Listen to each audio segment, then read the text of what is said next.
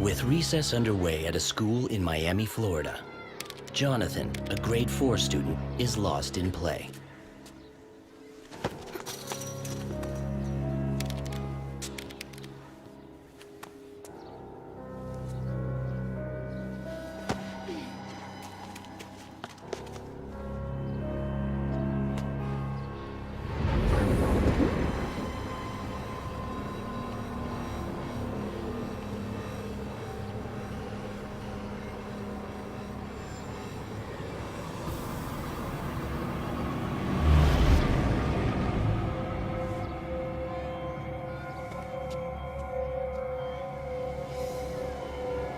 Let's go.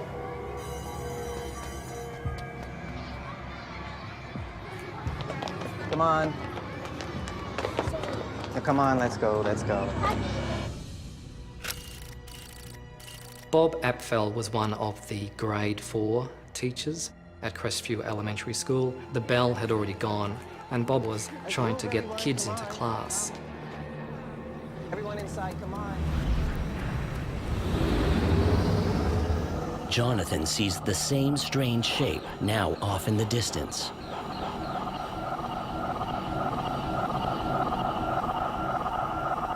It didn't look as though the object was about to crash or land or come down anywhere near the school. It was still some distance away. Let's go, come on, guys. You're late already, let's go. Thank you. What the heck is that? Are you seeing this? Young lady, inside, please. Jonathan, come on. Inside, sir. What's wrong, Jonathan? Mr. Apple, what is that? Bob Apfel knew straight away this was something out of the ordinary. There were various airfields around the school, so it would be familiar with aircraft in the air, what they look like.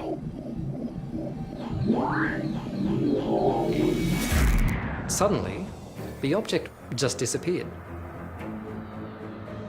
They weren't sure whether it had just flown off so quickly that they couldn't keep track of it, or whether it had in fact actually vanished into thin air.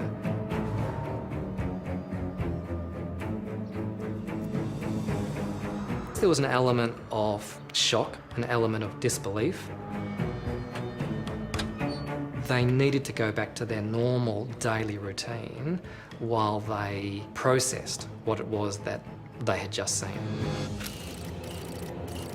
But what happened the next day, that's what really makes this case stand out. As well, I'm happy to announce that $35 was raised for band instruments. So thanks to all who participated in our rally. It's back.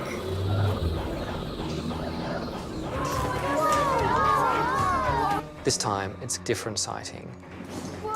For one thing, the sighting is much closer. What is it? What is that? Something like 200, 250 yards away from the school property.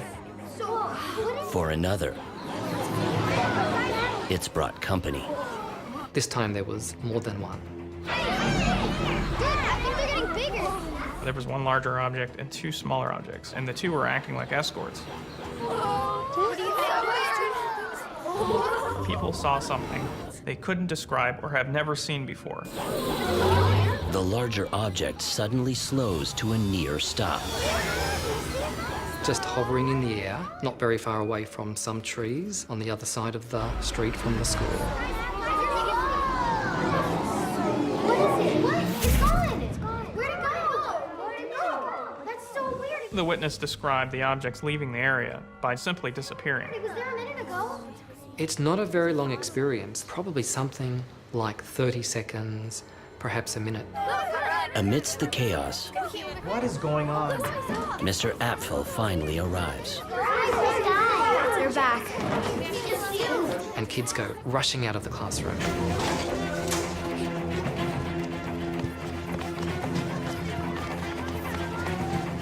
While Mr. Apfel races off to warn the principal, the kids reach the edge of the schoolyard.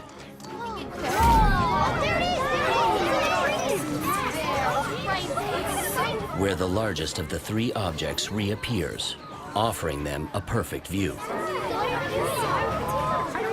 Above the cigar shape, there was a sort of turreted structure, as if it was a dome or a small tower on top of the object. And what happened next was something utterly unexpected. Where'd it go? It's gone! Where'd it go? It actually flew into one of the trees. Where'd it go? I don't know. I can't see anything. It's back. The tree didn't move. There was no damage to the tree that could be seen. I just saw it. I don't understand. And then the saucer came out of the tree. It's back. There it is. I see. There was no damage to the flying saucer. The tree had somehow absorbed the flying saucer and then ejected it out. It was something that was really beyond their comprehension. There was this definite sense of wonder and excitement.